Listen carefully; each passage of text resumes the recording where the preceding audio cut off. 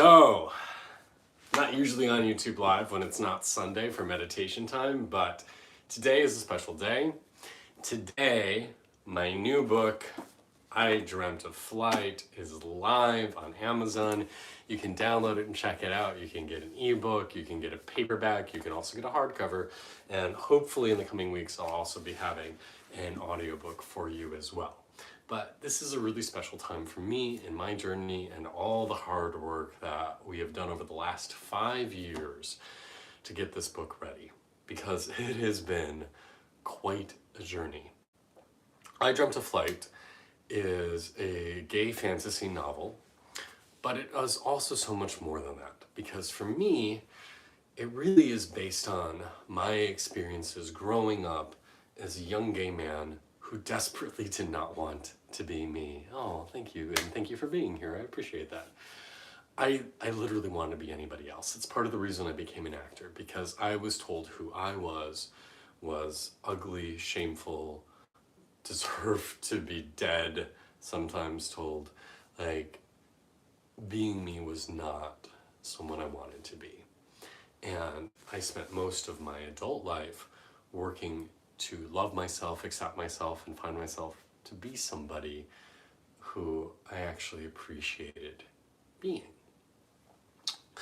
And I thought that journey is beautifully articulated through the metaphor of story and through the metaphor of fantasy and the metaphor of mythical creatures. The protagonist of this book, Bondi, is not only gay, but also a quarter dragon. So he is part mythical, it's called in the book, and a little bit different from everybody else. And I've been thinking about this character now for quite some time. I originally came up with the idea of this character of Bondi back in 2017, and I've been playing with this story and revising it and changing it and developing it since then. At one point, about 2 years ago, I thought I was never going to share it with the world. I thought it was just going to be like a nice first attempt at a story, but it just goes on a shelf. But he wouldn't leave me alone. He kept saying, I need to be in the world. I need you to share my tale. So please, please, please keep working on this. And so I did. So I'm so thrilled today to be able to launch I Dreamt of Flight, to share this with you. And in the last weeks too, I was very much doubting myself. I was very much doubting if I should put this book out there.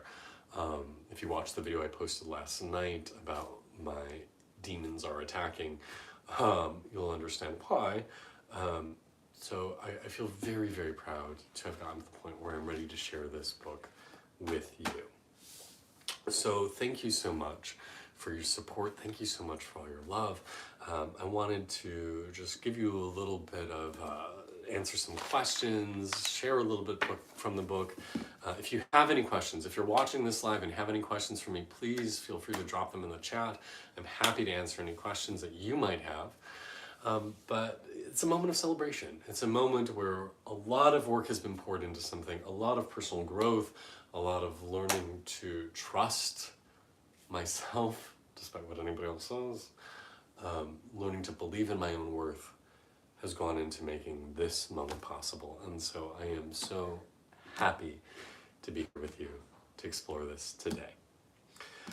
So, I Dreamt of Flight. I want to just start today by reading the preface that I added to this book. So originally I just put it out there as a fantasy novel, but in the last couple of weeks I decided it would be beneficial to just add a note telling people like, hey, perhaps there is more truth in this story than you might have realized. So the version you'll download or buy a paper copy of now says this at the beginning. A great writer once said, there is more truth in fiction than a reader would ever believe, and there is more fiction in a so-called true story than a writer would ever admit. Being a fantasy novel, oh, and thank you, thank you, Mark, I appreciate that. Being a fantasy novel, or really I consider it more of a dramatic monologue, since it's told in the first person, this book is clearly a work of fiction, but it also is not.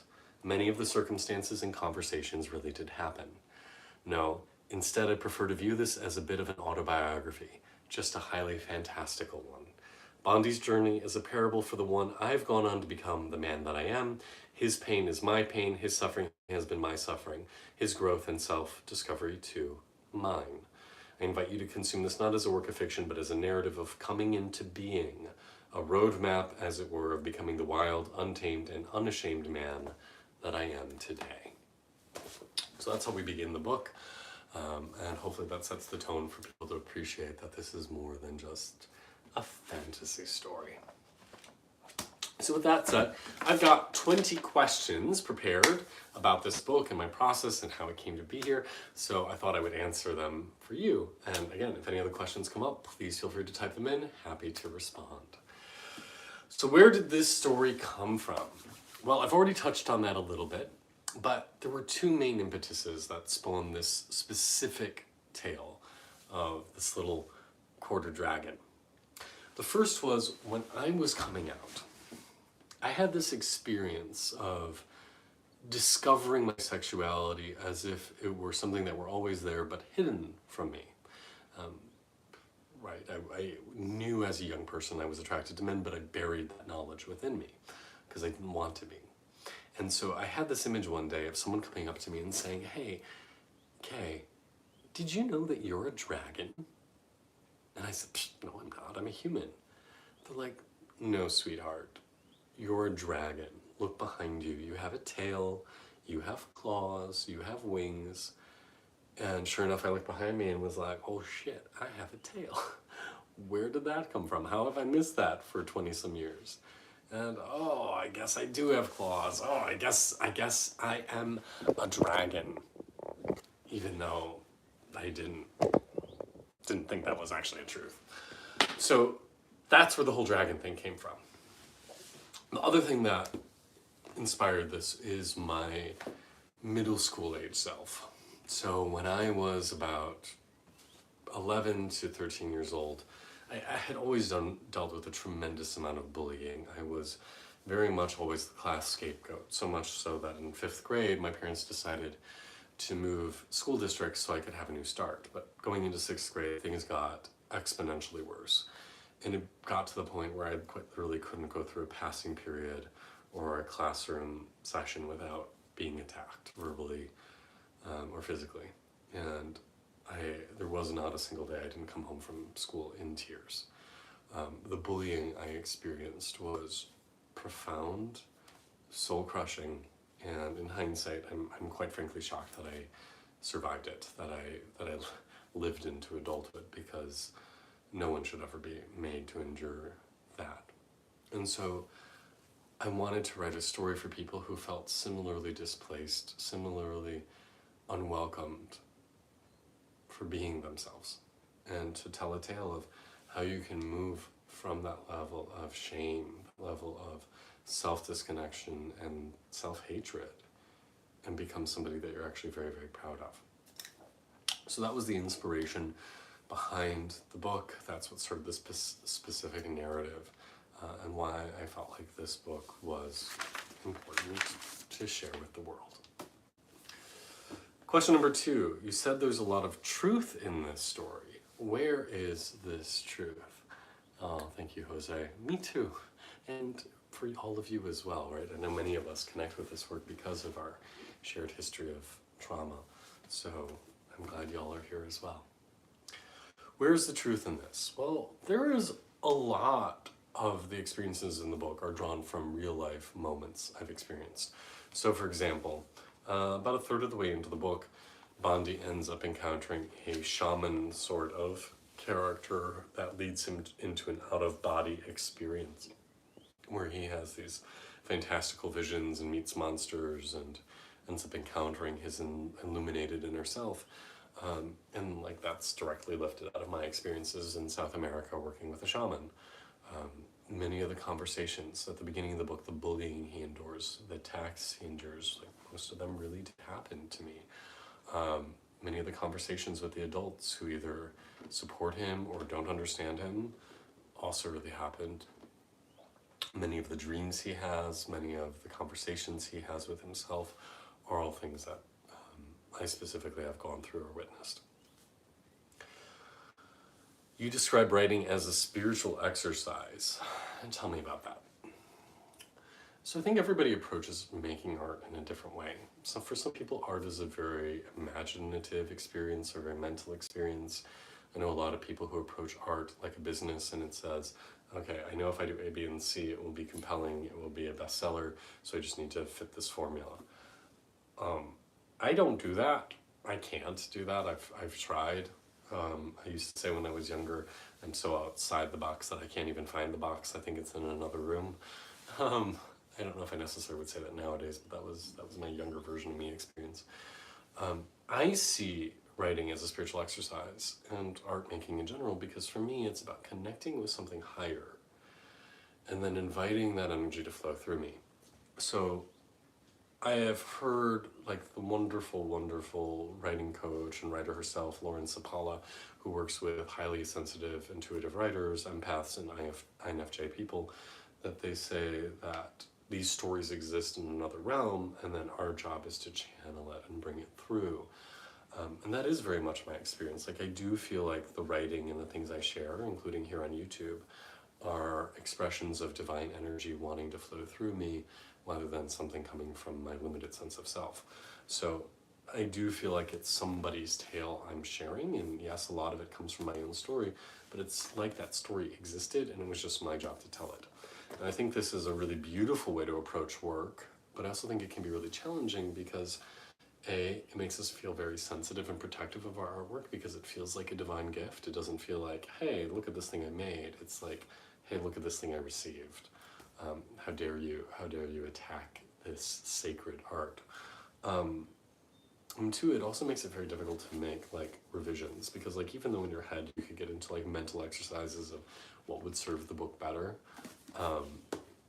if it doesn't resonate with your heart, if it doesn't resonate with the story you heard, you're like, well, then I'm dishonoring these characters. So I would tend to say that people who approach art as a spiritual work are either divinely gifted and revered as people like Shakespeare, or they're often sidelined as saying, well, they're unwilling to do the difficult work that art requires to, kill your darlings is an expression they say a lot with writers, like kill your favorite parts because they need to die because they're not serving the story. And I think people who approach art as a sacred act are so not inclined to do that. Do I think this could have been a more mainstream book, a more commercially successful book, had I been willing to, gut a lot of the reasons I wrote the book and reapproach it from a more standard way? Yeah, probably. But that's where I'm at. Ooh, we got a question. Do we find the Don't Say Gay bill a form of bullying? Ooh, interesting. So I do try to look at current events from all perspectives. So with the Don't Say Gay bill, can I understand parents who say, yeah, it's totally inappropriate for us to talk about sex and sexuality for children who are very young, 5, 6, 7 years old. And those aren't conversations we should be having in a classroom. Like, I can totally understand where those sentiments are coming from. They're not totally foreign feelings. On the other side of things too, do I think most children start understanding their sexual differences regarding their own gender or what they're attracted to during that age? Yeah. I mean, by first grade, I was totally aware of the fact that I was not like other boys, and was not welcomed by them and did not fit in. So do I think it's important to be able to have those conversations? Yeah, I do think it's very important to have those conversations. I am very frustrated by the fact that I think that our country has become one of clickbait headlines, of one of let's just do or say whatever will get the most attention and rile up my side of things, even if it's not logical, even if it hurts people. And I see a lot of lacking compassion, a lot of moving in slowness and stillness and understanding and trying to see all points of view. So do I think it could be seen as a form of bullying? Absolutely. Do I think there's other people who see it as a form of protecting their children? Absolutely. Would I prefer to live of a place where everybody is welcomed and inclusive, and if a child comes to you with questions, you can talk to them about what feels appropriate to them. Yeah, that'd be ideal. But in this polarized world we're living in, I don't see that as, happening. It's, I choose to surround myself with people who practice kindness, who practice listening, who genuinely care about individuals and trying to do best for them. Not that we'll ever be perfect, but those are the people I want to surround myself by and surround myself with. And I just don't have patience for that. I don't, and frankly, I'm very grateful to not be a parent, because there's a lot of fucking bullshit out there. Thank you for that question. All right, back to questions about the book. So you wrote this book in a first-person monologue style. Why did you choose that? So one answer could be my husband, who I believe is watching this live stream. Hi, honey. He argued that I am a more effective writer when I'm writing from the first person, probably because of my background as an actor. As an actor, I lived in characters and spoke from within the characters, so I think that I offer a lot of experience from talking from the place of monologue, talking from the place of being within the character. But when I originally wrote this book in 2018, I wrote it in a more traditional third-person style. And when I took it down off the shelf and reapproached it, I was like, let me try something different. Let me approach this as an inner monologue told in first person. So, and what's unusual about the way that I did the first person is a lot of times, like I'm reading this book right now, I've read it before, Memoirs of a Geisha. It's a really fabulous book, also told in first person. But the trope usually used is, let me tell you a story. I'm going to talk to somebody else and tell you about what's going on. That's how first person is usually used. I used it as the protagonist, Bondi, is talking to himself the entire time. Because you watch this YouTube channel, that we talk a lot about mindfulness and meditation. So many of us spend our lives in our head talking to ourselves. Why did I do that thing? Oh my God, you're such an idiot. Please stop doing that. What is that over there? Oh my God, just calm down, take a deep breath. Why do people like this thing? I don't understand it. Like, there's this, at least that's the experience in my head, especially when I'm not as focused or as centered, is this nonstop rambling, this nonstop monologue at myself. And the horrible things we often say to ourselves, like, how many of you have called yourself stupid? How many of you have called yourself ugly? How many of you have called yourself worthless or fat or unattractive? Like, we say horrible things to ourselves. So I thought the first person, along with my husband's suggestion that I'm a stronger writer that way, really conveys that aspect of mindfulness meditation, of becoming aware of your thoughts, becoming aware of how you speak to yourself, and trying to find a little more peace with that. So I thought it was an interesting idea. It has since proved controversial. I have had several people tell me that they hate this style of writing and makes me want to claw their eyes out. Well, that's a little dramatic. But I think it is a valid artistic choice. I think it's a unique artistic choice. I have had other people tell me that they absolutely love this style, that it feels very unique and fresh, and they haven't read anything else written like that. And I'm also aware that anytime anybody does something different, the immediate reaction is usually negative, because we don't have context for it. We don't have something else to relate it to. So I'm aware it's a unique style of writing. I think it's fun. I think it's interesting. I think it lends it to feel a little bit like you're watching or reading a one-man show. Because you're invited in on their inner thoughts. I think that's a really cool and unique vantage to glimpse a world from. So hopefully it will draw you into the character. Hopefully you find it interesting. Next question, question 5. What do you want people to take away from this book? And can you tell us something about the plot of the story? Oh yeah, sure, absolutely. So the plot of the story, Bondi. In this version of the book, he's now 18. When I originally wrote it, he was much younger, but since he's dealing with adult issues and dealing more overtly with sex and sexuality, I didn't feel comfortable writing about a 13-year-old dealing with that stuff. So I made him 18. He's a senior in high school, about to graduate, and the day before the book starts, he survives an attempted lynching that 4 or 5 guys gang up on him as he's leaving school and, in their words, tried to separate his skin from his body. In that moment, as they're about to attack him, he discovers that he is able to breathe fire. He knows that he's part dragon. His dad, who he never knew, was half dragon, but he had never experienced any sort of mystical abilities from it. But in this moment, he breathes fire, sends a couple of these kids to the hospital. He, for not having anything better, any other thing to do, shows up at school the next morning, which is where the book begins. A mob of angry villagers are there that attempt to chase him down the hallways and maybe murder him. He's rescued by the school principal, who seems really supportive, but ends up saying, I think the best thing for everybody is if we just expel you. He realizes that his life is effectively over, that being expelled from high school, his chances of getting out of this small town and getting into college are probably nil. And he just says, the best thing in life is probably for me to disappear and run away. So without thinking it through well enough, he just packs some bags full of food and clothes and heads off. He lives in a small town, so there's no way really to get out. He's like, well, if I hike these 35 miles through wilderness to the next town, they have a train depot and I can catch a train and go somewhere where I'm accepted.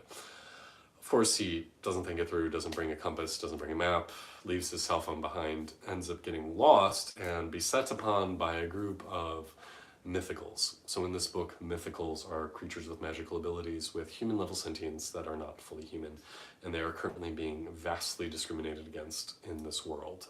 The government is actually, he discovers, rounding them up and throwing them into concentration camps. I hope there will be an audiobook. I hope so too. We are working on it, hopefully in a couple months. Rounding them up and throwing them into concentration camps are actually killing them. So this group of mythicals beset upon him. He is rescued by this very handsome, sexy Naga, a very buff, muscular snake man, who says, our queen decided to intervene with your destiny and change things, and you were going to die tonight, but we saved you, and all we ask for in return is you come and have an audience with her on the next full moon. The snake man ends up transporting him to a small town several states over somehow, and there his troubles do not end. He gets set upon by law enforcement officials, he gets captured by an evil sorceress, he ends up meeting a friend, quasi-friend, he doesn't know, who's a cloud being called a Tien, based on the Tibetan creatures Tsi, that are said to bestow luck or illness. End up in a big city. He, after an encounter with a shaman, ends up getting hooked up with this group of renegade mythicals who are maybe anarchists, maybe revolutionaries, he's not entirely sure, but their goal is to topple the country's government that has become speciesist and is trying to destroy all these non-human lives. They say that Bondi might have an integral part to play because of his father that he never knew, that because of the relationship he might be able to gain access to some government security features because of their shared magical resonance. And he ends up on this epic adventure chasing across mountain vistas, pursued by government planes, other dimensions of reality, encountering gods and goddesses, ends up in this really transformative experience with his body. So yes, he becomes a little more juicy and sexy by the end of the book. And the moral of the story is that he eventually discovers that when the book started off, he wanted nothing more than to disappear, to hide, to become invisible. Too much foresee. He starts off just whatever I can do to disappear. And then he learns by the end of the book that to truly belong somewhere and to truly belong with yourself means that you have to stand up and own who you really are. You really have to be willing to be seen. You really have to be willing to be vulnerable and to own your full self. And only then will you find love. Only then will you find acceptance. Only then will you find belonging. And it may not be externally. It may be with people who you thought you could trust but ended up not so much. The most important person you can belong with is yourself. So that's kind of the plot of the book. Hope that answered your question. If you have any follow-ups, let me know, but thank you. I hope that was interesting. So that feeds into that question. What do you want people to take away from this book? I really want people to take away this feeling of hope. I want them to feel like I can go on this journey of self-discovery. I too can learn to love myself in my entirety. And that all these things that have brought me shame might be gateways to my highest self. These are all the themes we talk about here on YouTube. It's the themes I explored in my nonfiction book, Journey to the Ecstatic Self, those things down there. But it's done through a parable, it's done through allegory, it's done through metaphor. And so I'm hoping that it leaves you feeling inspired and hopeful and like you went on a good adventure. Question 6, who is this book for? Well, I would have originally said I think this book is for anybody, because I think this is a journey we all take. But as I sit with the book more, I really do think that this book is specifically for gay men. Specifically gay men who are really struggling to own their entire self. Now, have I had women and straight guys read it and enjoy it? Absolutely. But that was who I had in mind when I was writing it. Which leads into my next question, who is this book not for? Well, apparently lesbians. If you watched my video I posted last night about my inner demons attacking, you discovered that lesbians hate me, or at least hate this book. When I posted it on a website where people could download it and leave advanced reviews, it was entirely lesbians who responded, and they universally responded with, quite frankly, cruelty, where they told me that this was the most annoying character they've ever read, they hope the author dies, it makes them want to claw their eyes out, that they've never been so angry at a book. And I'm like, okay, well, I guess me as a gay man is very triggering for you. Is there any difference between the different formats of the book? Hardcover, softcover, and digital? No, they are exactly the same. The one thing I will point out is that there are illustrations in the book. In the versions you get, they will be full page. This one is a little bit smaller. This was my test book to see how it looked. And so in the printed version, these are all in black and white. In the digital versions, if you're looking at a Kindle Fire or an iPhone, they'll be in color. And other than that, they're the same. In the paper versions, there is chapter artwork at the beginning of each chapter. That is not there, unfortunately, the digital versions, just because of how it's formatted. But content-wise, they are exactly the same. And what are the crystals on your necklace? Sounds like a great book. Tell us where we can buy this. You buy it on Amazon. I'm doing this one exclusively through Amazon. My first book, Journey to the Ecstatic Self, you can buy anywhere. Barnes & Noble, Amazon, Kobo. But 98% of the sales, 99% of the sales came through Amazon anyway, so it's a lot simpler and allowed me to enroll in their Kindle Unlimited program, which gives more people an opportunity to read it. So only through Amazon from this one. Hope that's okay for you. What are the crystals on my necklace? Well, in this book, Bondi loves crystals. I am a big believer that gemstones are able to have an effect on our energy and our karma. And in India, they prescribe different gemstones based on your doshas and your personality and your astrology chart, your Jyotisha chart, to help balance you. So I wear 4 gemstones at all times. I wear an emerald and a yellow sapphire on my necklace, and a diamond and a yellow sapphire in my hands. And they keep me more balanced, grounded, and more tapped in my higher self. So that's why you always see them on. I never take them off. They're always on with me. And they make me feel better. Thank you for asking. So going back, so lesbians apparently do not like my book. Apparently it's very triggering for them to see a very sensitive, intuitive man. Maybe they just don't like men in general. I've been seeing other gay male authors on Amazon being attacked by gay women. I didn't expect that. I thought we as an LGBTQ family uplifted one another and supported one another. But for me, you know, I'm a big proponent of your words matter. The words you put out there is the energy that comes back at you. Use words of kindness. Only say something if it's helpful and productive. And it was really frightening to not have that reflected back at me. So if you are a gay woman, don't read this. You're probably not gonna have a good experience. If you're not a gay woman, please read this. I think you're gonna have a really good experience. Question 8, are the characters based on people that you know? Initially, yes.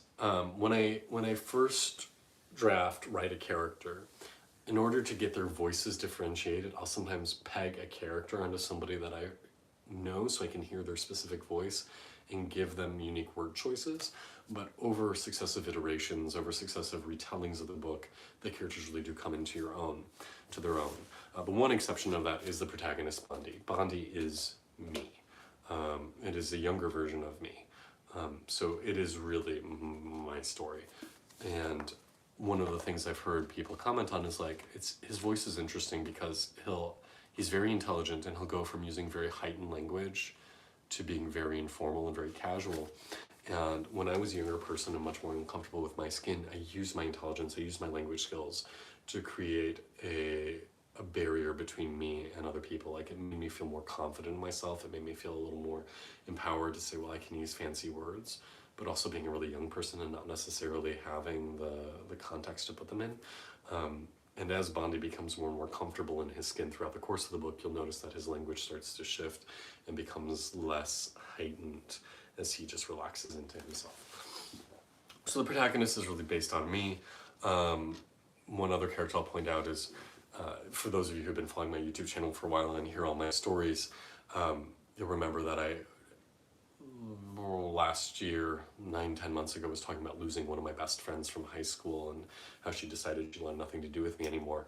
One of the characters in the book was originally, I kind of based the voice on her, and it's kind of interesting in retrospect because that character is like really sassy and kind of mean, and like Bondi's never really sure if they're actually friends or not. And how interesting is it that I based this on her, and then apparently turned out we weren't really that good of friends.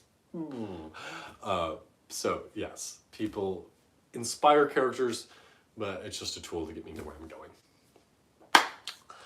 What is your favorite moment in the book? Question 9. Well, I have 2 moments that really resonated for me when I was writing it.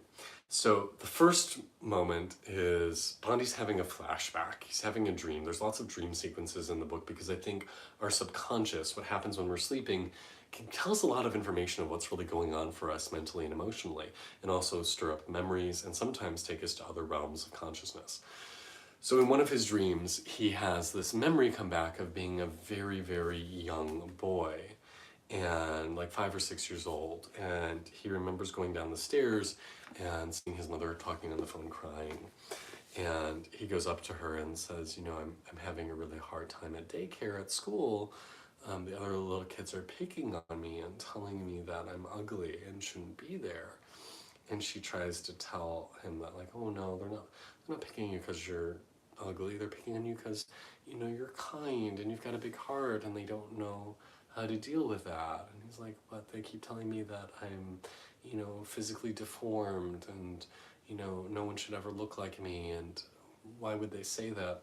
And the mother says something that I think is really profound. She says, there's no such thing as an ugly person, Bondi. The only truly ugly people are those who cannot see the beauty in someone else, the people who have closed their hearts. It's those who are the ugly people. And this idea that we as a culture value external appearances so much, but these are transitory. We get fat, we get old, we get broken. When you can see the beauty in someone because their heart shines through, that's true beauty. And so I love that moment in the book. It's one that made me cry a few times as I was writing and revising it. Another moment in the book that I really like happens a little bit later on. It's about 2/3 of the way through. Bondi has been super obsessed with this guy named Blaze. And yes, Blaze is super hot, so it's a very on-the-nose sort of name. I get that. He's also part dragon, so breathing fire, also a little descriptive there.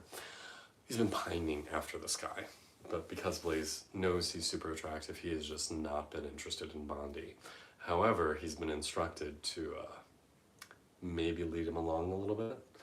And so Bondi kind of finally confesses his feelings and tries to kiss him, and it's this wonderfully tender and awkward and horrible moment, which I think we've all been in, where we have fallen for somebody who they think they're way outside of our league, but they're still talking to us, and then we like confess everything of like, oh my god, I love you, and we're gonna build a life together. And they're like, oh, I'm just being nice. I don't actually like you. And then we move into that, oh my god, what did I just do? So I love that point in the book. It's so horribly like, oh, I can't believe I just said this, and this is not going well. I know I've been there. I'm sure you've been there. But I think that's also the folly of youth. That's the folly of like learning to date and learning to interact with people and being like, oh, I should have handled this differently. 10. If this were a movie, who would play your characters? Well, Bondi's 18, and I don't really follow a lot of like teenage shows, so I don't really know. Maybe one of the kids from Stranger Things. Maybe if Timothy Chalmant, who's I think 30 at this point, but if he were willing to get chubby for a role, which I could never see him doing, but maybe him. For the older characters, I would love to see Tina Fey play that sarcastic cloud creature I was telling you about that was based on my friend. Bundy has a mentor character named Trexonitis, who's this ex-military assassin, dragon, half dragon, and he's like sexy and older. I think he's in his 70s in the book, but still very sexy. I would love to see somebody like Denzel Washington or Samuel L. Jackson, somebody who's just like a fine older gentleman. There's also a character in the book who's part unicorn, who's like this socialite and glowing, and everybody loves her. And in my mind, I always kind of envisioned her being played by a beautiful, wonderful actress friend of mine named Manitha Gandhi. So she's always kind of who I imagined in that role. If anyone wants to make this into a movie, I highly recommend casting her. Question 11, have you always wanted to be a writer? No, I didn't. I actually never thought I would be a writer. I remember being a young person, and not even a young person, an adult, and seeing somebody write a book and be like, holy shit, how did you do that? That's nuts. I could never do that. And lo and behold, I've written 2 books now. When I was younger, I wanted to be a professional actor, but I also like to create my own work. So I was always creating movies and plays. In high school, I wrote and directed a feature-length 2.5-hour movie, and as a young adult, I wrote and directed a 35-minute fantasy film, Legend of Amba. I've written full-length plays and shorts, but those were always drama. I never thought of writing a book. But then when I left acting and was looking for how do I express myself as an artistic spirit, how can I do that? And I'd always identified more as a storyteller than an actor. So I was like, why don't I explore writing? And I started with short stories, and then eventually I wrote a book. And the first book I wrote was the original version of this. I ended up shelving it and then coming back to it again a year ago. And in the interim, writing and producing, I journeyed to the Ecstatic Self. So that one got published first, but I wrote that one second. But I never thought I was going to be a writer. It's never something I aspired to, but it's something that I immensely enjoy, and I really do enjoy writing, and I really do enjoy storytelling, and I think it's a beautiful mode for conveying ideas. So I feel totally privileged and honored to share this with you. Interesting follow-up, number 12. Why do you choose to self-publish? Well, I think that's an interesting turn of phrase. Why do you choose to self-publish? I think choice isn't really part of the bargain.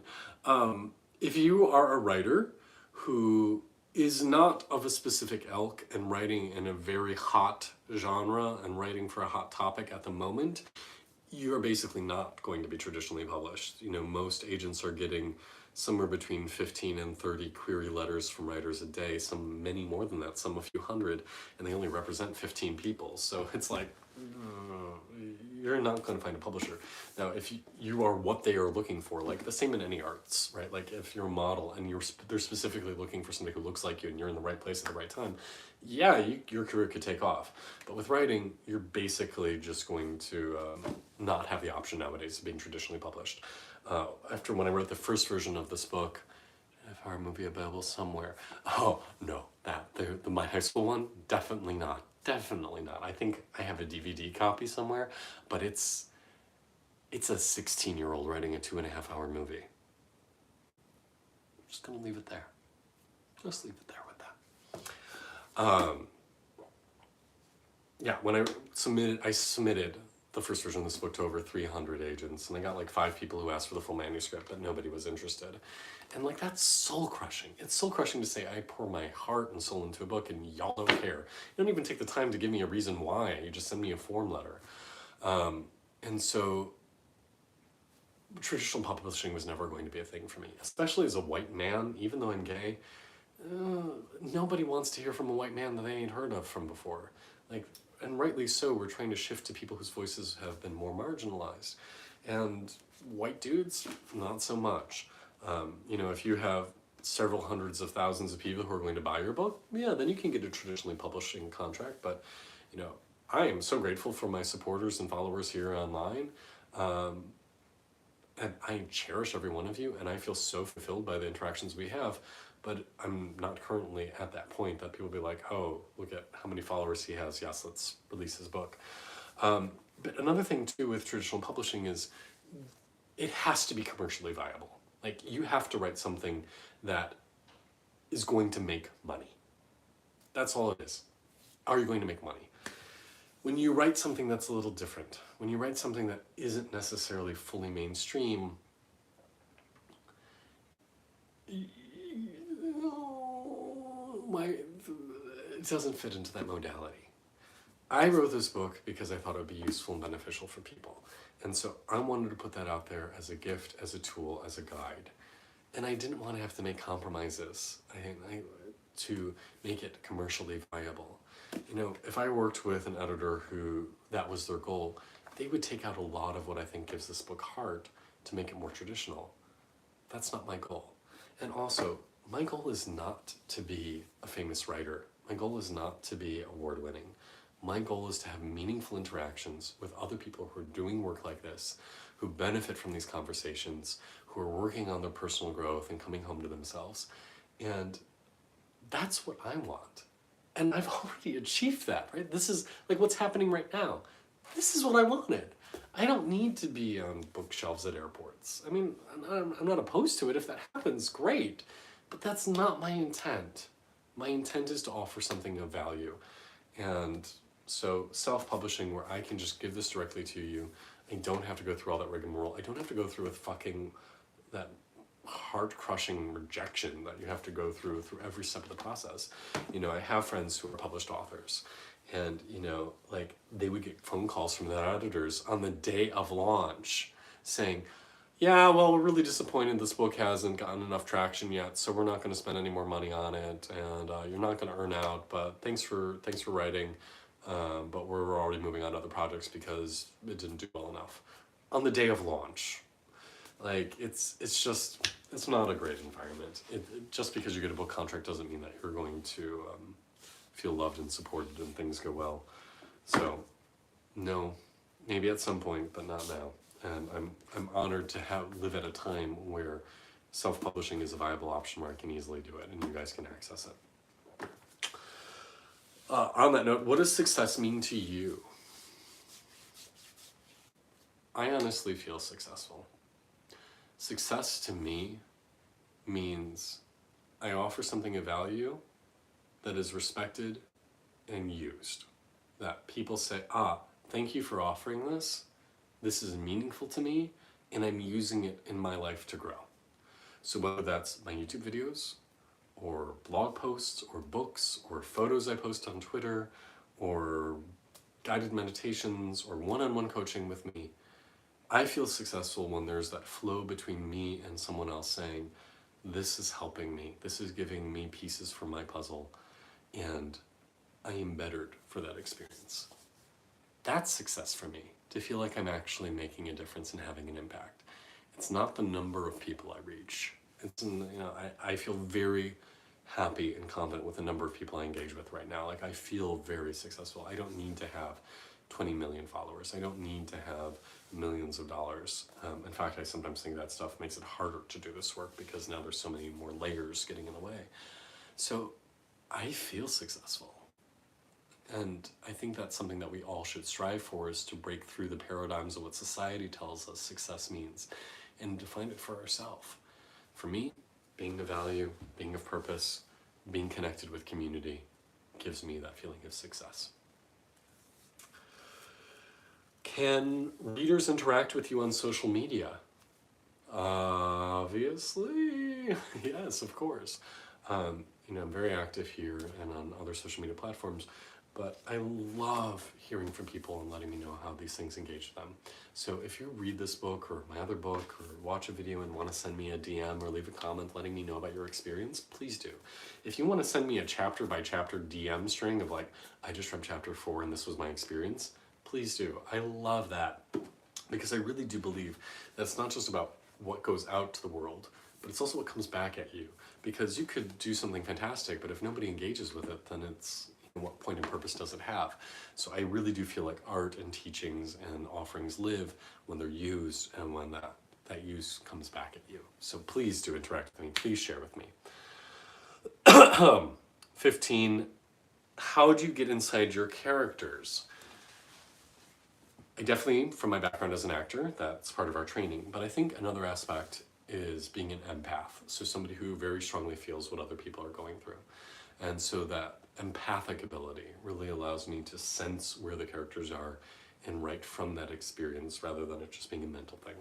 So I think my emotional sensitivity is a big part of that. What is the key theme or message in the book? Love yourself. Do what you need to love yourself. Find belonging, but the most strong form of belonging is within. And that which makes you different is part of your gift. It's part of your doorway to your highest self. What do you hope readers take away from this book? I hope people walk away with a sense of both fun and inspiration. That they say, this moved me, this changed me, this let me see myself and my place in the world a little differently, and maybe gave me some keys for my doors that I better understand how to appreciate myself and use what I've been given to thrive. That's my hope. Question 18, we're almost at the end. What is the significance of the title, I Dreamt of Flight? It was originally just titled the main character's name, Bondi. That was what its working title was in many drafts. But I really liked I Dreamt of Flight because of the word flight. And in the version of the book you're getting, I actually put at the beginning a definition of the word because most people think of flight meaning just flying. And on the cover there's a person with wings in the air. Maybe they're falling, maybe they're flying, we can't tell. And Bondi in the book does have dreams about flying and falling. But flight also has a different word, a different connotation. We often use it when we talk about fight or flight. Flight can mean escape, running away. And there's nothing this character wants more than to escape his reality, to run away from the world that he's been given. And through much of that book, as he encounters difficult situation after difficult situation after difficult situation, there's this existential panic and dread, saying, please just get me out of here, get me out of here, get me to a place where I'm okay. But to realize, it doesn't matter where you go, that being okay is a state that lives within you. You can always be in situations that don't feel fully safe because of the people or because of the environment. And so to move from I dream of escape to I dream of flying, I think is a really powerful metaphor. We must all be true to ourselves, keep up the good work. Oh, thank you, K.A. I appreciate that. Also, I chose to add the word I instead of just dream of flight. Dreams of flight. I made it I Dream of Flight to allude to the fact that this book is being told in the first person as a monologue. So I thought I would kind of cue that up right from the get-go. Will there be a sequel?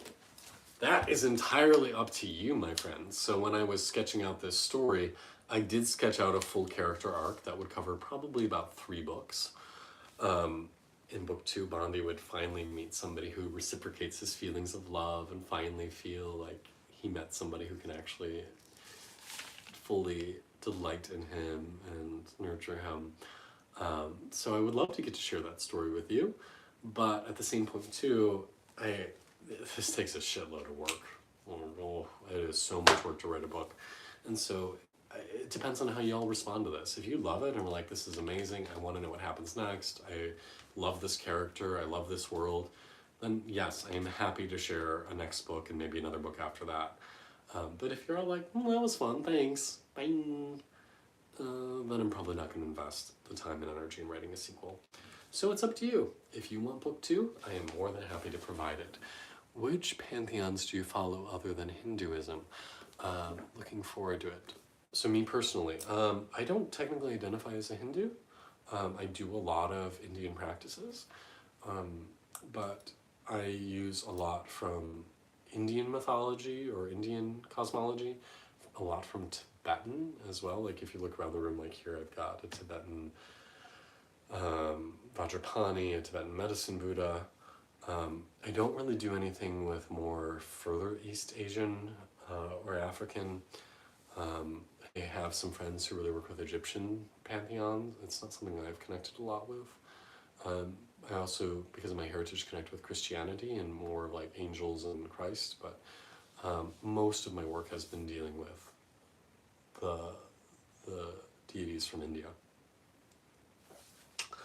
Question 20, are you working on anything at the present you would like to share with your readers about? So apart from all the stuff I do here online, I have started my next book. We're going to go back to the realm of nonfiction, subject to change, who knows, maybe I'll be inspired for something else. But I'm going to go into another spiritual book. My first book, Journey to the Ecstatic Self, down there, I thought of very much as being a spiritual book in disguise. I wanted to write a spiritual book for somebody who would never read a spiritual book, and write a book about queerness for somebody who would never necessarily pick up a book about queerness because they have shame around it. So I kind of was like, let's trick you. And by the end of the book, I'm like, by the way, everything you've been doing has been a spiritual journey, and you're probably gay, or at least queer in some way. For this next one, I want to drop the pretense. I want to say, let's talk about gay spirituality. Let's talk about the things we talk about here on YouTube. Let's talk about spirituality and sexuality. Let's talk about meditation. Let's talk about karma. Let's talk about all of these more esoteric things in the form of short essays, and create a compilation of like a spiritual guidebook for how to progress. I'm also playing with the idea maybe it includes photography, so some nature photography, maybe some nude photography, since I've been really enjoying that of late. And just really be a beautiful example of embodiment, like it could be a nice coffee table book, perhaps. So that's what I'm starting on next, so I'm envisioning that being something I release probably next year, 2023, but who knows, maybe I'll get super excited and do it later this year. Do you do yoga? I find this is a great way to find your center. Yeah, I'm a yogi. I did my first physical yoga training while I was still in college. I started teaching yoga when I was 19 years old. I taught physical yoga up until 2018, and we started moving around, and I couldn't because of my travel schedule for work. But I do physical yoga every day, and I don't like using labels on this channel, because I think it doesn't encompass the experience of everything I am, but I identify as a yogi. Specifically a tantric yogi, but yeah, I'm a yogi. I do yoga every single day, and not just physical, but also meditative. All right, so those are 20 questions about my book. It took longer to discuss than I thought. Wow, we've been here 52 minutes already. Thank you for listening all this time. I appreciate it. The last thing I would just love to do is I'd just love to read to you the first couple pages so you can get a sense of what the book sounds like. So I'm not going to read much. I'm just going to read couple moments. Chapter 1, Wednesday, 6:34 a.m. I didn't intentionally set those guys on fire. I am no arsonist. I didn't even know that I was capable of such things. Even if they deserved something, and they did, I would never purposefully roast another creature. They may have made my life a living hell, but it did not warrant an attempt to burn them to a crisp. Oh, I might throw up again. I did twice last night. The queasiness rolls over me when I close my eyes and envision what happened yesterday. I see myself opening my mouth to scream, but instead, out rushes a torrent of flames. The shining light of murder in crimsons and golds. The memories, ugh. Then there's the gut-twisting, nerve-tingling terror of being glued to the television all night, waiting for my picture to show up on the news screen. Wanted! Teenage terrorist! Warning! Do not approach! The heartbeat-driving, mind-wringing dread of keeping an ear trained toward the front door for the noise of combat boots on cement and tactical gear breaking through wood. Men arriving to truss me up and cart me off a caged monster. It's all too much. I peel and scarf down a fifth banana, hoping this one will finally quell my nausea. Mom eyes me warily from across the table. She knows something is amiss. I normally eat a lot, but not this much. Well, seldom do I anyway. I refill my cereal bowl and quickly gulp down most of it. 4 refills this morning, up from the typical 3. Mom can always tell when I'm eating my feelings. Bless her, though, for not asking me about it. I know she feels guilty for mentioning it too often, and the ensuing insinuation regarding my burgeoning weight. It's not like I like having to upgrade my pant size every few months. Honey, it's almost 7, she says, glancing at her watch. She pulls back her chin-length blonde hair to put in the same simple diamond studs that she has worn every day I can remember.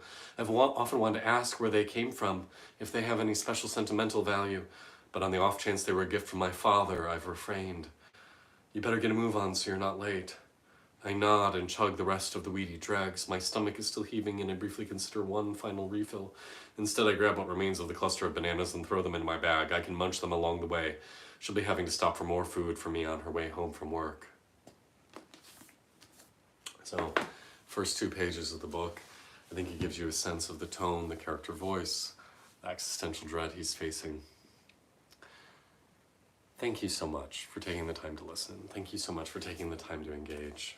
This has truly been a work of heart and of spirit. I view it as an offering of something deep and profound, and I hope you're able to receive it as such. If you ever have any further questions or observations or want to share anything at all about your experience with this book or with anything I put out there, please do not hesitate to do so. I'd love to hear from you. And if you don't mind, please go on Amazon, please go on Goodreads, leave a nice review. Even if you haven't read it yet, just say something nice, and you can always go back in and fill it in later once you've actually read it. But it really helps to drive traffic. So anyhow, thank you for letting me share. I appreciate you. This Friday, we are going to be premiering a conversation I have with a fabulous, speaking of yoga teacher, Darren Main. He teaches gay yoga, yoga for gay men, gay nude yoga. He teaches one of the world's largest yoga classes at Grace Cathedral in San Francisco, and he is a fabulous writer. I've been so enjoying one of his books, The River of Wisdom, 108 Life-Changing Reflections. So I'm so thrilled to be having a conversation with him. It's actually going to be the first of a 2-part conversation we have, so I'll be posting the follow-up in about a week or 2 after the initial one. So please check that out. Friday, it premieres. We have a wonderful, wonderful talk about things. He's a beautiful, beautiful man who I look forward to getting to know better and collaborate with more. Thank you for being you. Thank you for being here. Like I said earlier, you know, I could offer all this stuff to a vacuum and then wonder, does any of it matter? But the fact that you engage, the fact that you listen, the fact that you participate makes it so much more fun. It makes it feel so much more worthwhile. So thank you for all that you do. I hope you should do more collabs. I agree. We'll be doing more of them. I'm reaching out to more people, and we're going to be adding that into the docket. So thank y'all. I hope you have a wonderful night. Go check out I Dreamt a Flight. Let me know how you enjoy it. And I'll see you Sunday for meditation. Thank you so much. Namaste.